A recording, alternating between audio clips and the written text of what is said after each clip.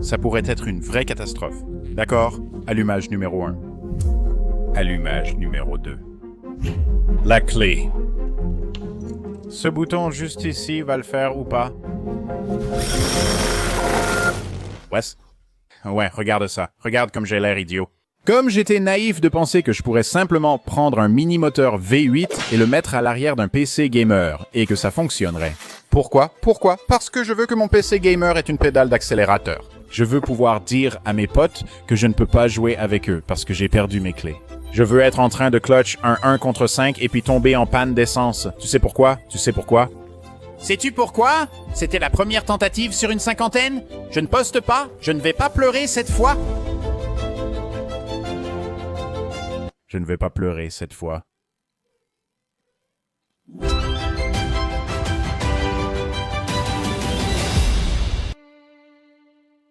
Quand j'avais 16 ans, j'avais économisé environ 3000 $ en travaillant comme plongeur, et je voulais aller vite. J'ai regardé un peu de Need for Speed. Je sais drifter, évidemment. Avec mes 3000 $, j'ai dû choisir quel véhicule acheter. Maintenant, comme je voulais vraiment aller vite, je me suis dit, je vais acheter cette petite BMW pourrie et puis je mettrai juste un turbo dessus avec mon prochain salaire. Le problème, c'est que j'étais vraiment stupide. Je ne sais pas si ça a changé. En plus, je ne connaissais rien à l'installation d'un compresseur ou turbo, ni à qui demander. Ça coûte environ 6000 $. Parfois même plus. Les autres gamins, avec leurs 3000 $ gagnés en lavant la vaisselle, s'achetaient un V8 américain, tu peux faire la comparaison. Le vieux véhicule avec un V8 va être plus rapide que la vieille importation. On s'arrête à un feu rouge? On fait un petit. Alors quoi, mon pote? Tu veux faire la course? Et puis on appuie à fond. Moi, je perdais toujours. Ça me tourmentait. Alors je prends 10 000 hamsters et leur roue a un petit moteur dessus. Et pendant qu'ils la font tourner, les hamsters alimentent un PC de jeu. 10 000 te disais ne pas en avoir. Je pratique le gaming alimenté au gaz. Voici Electroboom, aussi appelé génie de l'électricité. Je suis en train d'aller. Je sors, prends-le. Je suis tellement... Bon, exactement. Où branches-tu l'alimentation sur ton ordinateur? Tu retires l'alimentation d'origine et utilises tes propres tensions. Je l'ai contacté pour m'aider à comprendre comment je pourrais alimenter un PC de gaming avec du gaz. Un PC gaming avec moteur V8 alimenté à l'essence. Incroyable mais vrai. Sans le brancher à une prise murale, tu lui mets de l'essence, tu démarres le moteur à essence, puis il fait tourner l'alternateur qui alimente ensuite l'alimentation 12 volts et ça fait fonctionner un PC de gaming. Tu trouves ça seulement possible? Oui, le problème, c'est qu'il n'y a aucune réglementation. Peut-être que tu achètes ton moteur et ton générateur. Tu vois, il a dit plein de choses effrayantes. Notamment avec les batteries au lithium qui peuvent exploser. Tu as dit exploser 2 fois, ça m'inquiète. Redresseur de pont. Après la discussion, je me sentais confiant, pensant savoir quoi faire. Je ne sais pas précisément combien ton PC consomme au maximum. C'est beaucoup. Mon ordinateur portable utilise environ 20 volts, 5 ampères, soit 5 watts max. Donc je vais juste voir si je peux, genre, comme une énorme cuve d'urine, alimenter un PC gamer avec ça. Ouais. Le montage du PC doit inclure tout ce que j'ai toujours voulu dans un véhicule. C'est vraiment le plus incroyable. Le plus incroyable. Le plus incroyable. D'abord, une carte mère ASRoC Steel Legend. Je te regarderai dans les yeux, parlerai de ta voiture et te demanderai combien de chevaux elle a. Et à l'intérieur, un AMD 7800 X3D vraiment incroyable. C'est du pur fake. Combien de chevaux? Un radiateur Lian Li de 360 mm qu'on installe à l'avant de l'ordinateur de jeu VUB. Combien de chevaux as-tu? Combien de chevaux? De la mémoire G-Skill, double data rate, 5 à 6000 MHz. Relâche l'embrayage. Samsung 990 Pro. Évidemment, c'est le plus rapide. C'est celui que je veux. Regarde, même le nom. Zoom bien près. Super coureur. Micro Center a une section Makers très utile avec toutes sortes d'articles. Arduino Mega. Quand tu dois couper ses poils d'oreille. Et l'AMD 7900 XTX qui a vraiment l'air d'appartenir à un véhicule rapide. Et puis, en vieillissant, j'ai réalisé qu'en fait, tu peux installer du protoxyde d'azote dans ta voiture. Un boîtier Fractal North, car l'avant ressemble à une calandre de voiture très classe. J'ai acheté une bouteille de protoxyde d'azote. uniquement pour une utilisation sur circuit, et elle était là, à me regarder. Je l'ai laissée sur le comptoir pendant des semaines. Je la regardais simplement. C'est plutôt sympa, miniature, il ne me reste plus qu'à la brancher. Mais comment? C'est un moteur, comme celui que tu pourrais trouver dans ton ventilateur de plafond. Si tu y mets de l'électricité, il tourne. Et selon LabroScience, si tu le fais tourner, il produit de l'électricité. Oh, tu as raison, bien sûr que tu as raison. Non, ça a tellement de sens maintenant que tu dis ça. Et chaque boss tombe. Voici ce que j'ai trouvé avec Electroboom. Aucune variation de tension redressée, tu sais. Ouais, pour l'alimentation de mon ordinateur.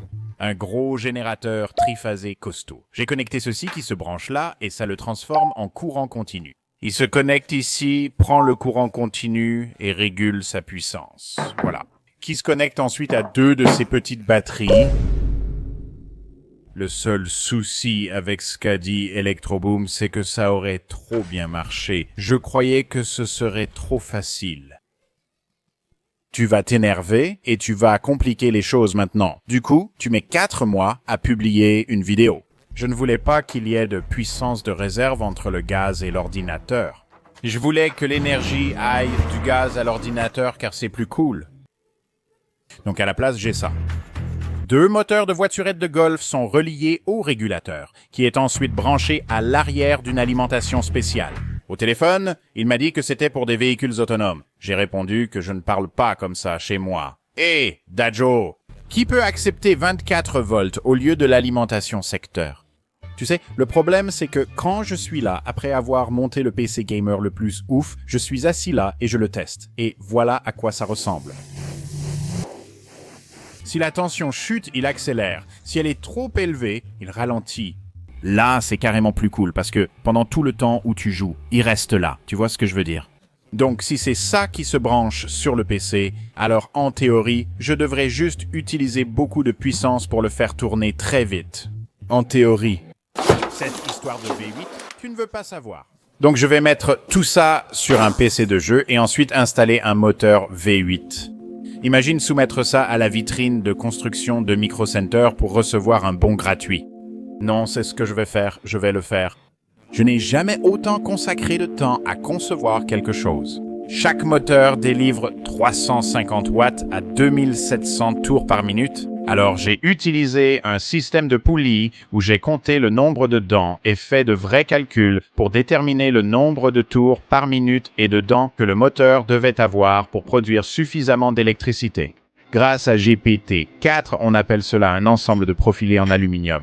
Vous achetez ces barres en aluminium avec de nombreuses vis et accessoires adaptés pour y fixer divers éléments. Je disais à Olivia, c'est fou, comment ai-je pu ignorer ça? Je peux construire des choses avec. Je n'ai pas besoin d'une machine commande numérique par ordinateur, ni d'un laboratoire entier d'équipement. Alors j'ai fabriqué un support moteur pour l'arrière de mon PC de gaming et j'ai rendu les moteurs générateurs réglables pour que tu puisses ajuster la tension avec la poulie. J'ai posé 2000 questions à GPT-4 et mon père et moi avons beaucoup câblé. Le moteur allait démarrer du premier coup sans problème. J'avais presque fini. Même pas une catastrophe imminente qui m'attendait. Je crois que tout cela donne vraiment l'impression que je maîtrise la situation, mais je précise, ce n'est pas le cas. J'ai tout câblé très précisément pour qu'il y ait 2 interrupteurs, pour un maximum de style, ce qui active le système d'allumage du moteur, qui consiste essentiellement en de petites étincelles produites par cette batterie pour enflammer l'essence et créer l'effet de rotation.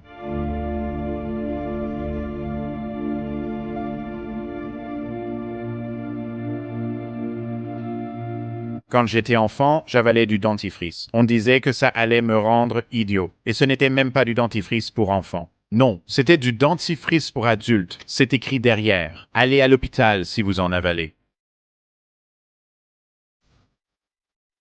Et je vais très bien. Je vais bien. Je n'ai jamais été aussi fier d'une de mes créations. Sauf si mon enfant compte. Oh là là, je n'ai jamais été aussi nerveux pour quelque chose sur la chaîne. Ça pourrait être un désastre. D'accord, allumage numéro 1. Allumage numéro 2. Mes clés. Quelles sont mes clés? Je n'arrive pas à y croire. Ça ne va vraiment jamais arriver. La clé est tournée. Ce bouton juste ici va le faire ou pas?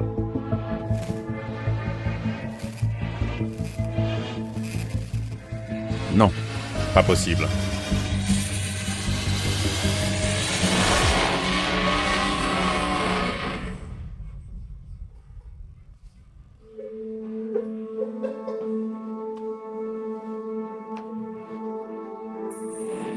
J'étais vraiment excité, mais clairement, quelque chose n'allait pas. C'est fou. Ça a l'air dingue. L'angoisse et la douleur sont les seuls mots qui peuvent décrire ce que j'ai ressenti au cours des 2 semaines suivantes. Ils n'ont pas d'essence? JQ 90 dit de tourner d'un quart de tour à chaque fois. Ils ont sûrement besoin de plus de carburant. Je me suis dit que j'allais juste acheter un mini moteur V8 de Chine. Comme ça fonctionnerait tout simplement, et je n'aurais pas besoin d'apprendre.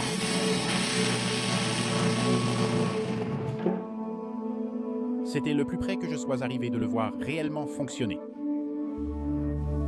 J'ajuste à nouveau la quantité de carburant, mais après quelques jours à faire des réglages, En posant des questions, il y avait de l'espoir. oh, c'était fou. T'as vu la lumière s'allumer? Ça l'alimentait. Ça a alimenté la carte mère. Et c'était une LED rouge, vert, bleu alimentée au gaz. La carte mère s'allume. D'accord. Au minimum, je veux qu'il démarre réellement le Basic Input-Output System de l'ordinateur. Je veux qu'il s'allume. Donc ça ne compte pas, mais ça veut dire que tout le câblage et les générateurs fonctionnent vraiment. Il y a quelque chose qui brûle. Et le problème principal? J'avais juste besoin de plus de puissance. C'est alors que j'ai compris qu'en consommant plus de puissance, l'ordinateur surcharge les petits moteurs. Il te faudra plus de puissance pour les faire tourner.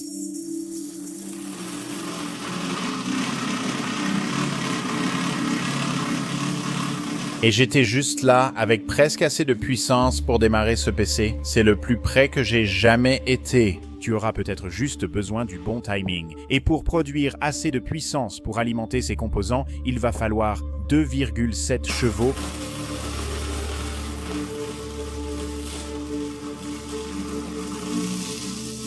Je n'ai pas réussi à faire tourner le moteur assez régulièrement pour produire les 4 chevaux qu'il est censé produire. Pas encore assez de marché, et il me restait un dernier espoir. Tu dis que si je branche simplement des bougies de préchauffage, ça va carrément tourner au nitro? Ouais, c'est tout. Si tu m'avais contacté avant, je t'aurais évité bien des ennuis. J'aurais pu demander à War Perception tout ce temps. Après un simple email à froid, il m'a tout envoyé en express. Le gars qui a mis des fusées sur une voiture pour MrBeast. Et puis enfin, après avoir littéralement déménagé pendant toute cette vidéo, j'avais un PC gamer fonctionnant à l'essence.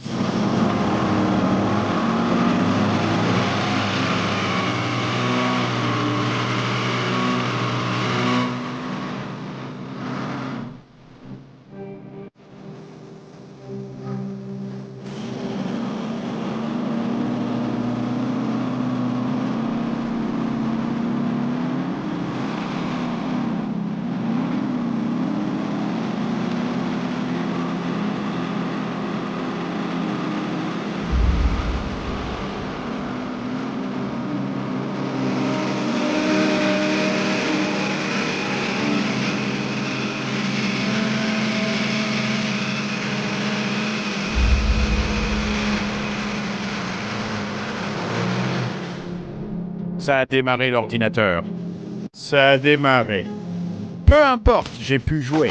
Changer de carte graphique ne m'a pas dérangé. Le jeu a lancé sans problème. C'était un ordinateur qui s'allumait, qui démarrait avec un fichu moteur V8 à essence fixé à l'arrière et rien d'autre.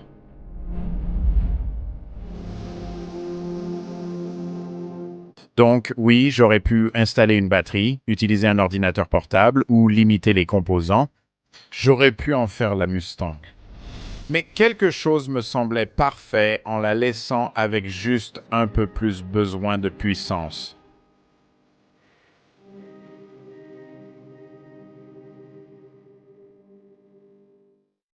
Ils font un compresseur pour ça? Je ne le ferai pas. Il n'y a pas de suite. Je ne referai jamais ça. Si vous vous demandez d'où vient l'idée, c'est celle d'Olivia.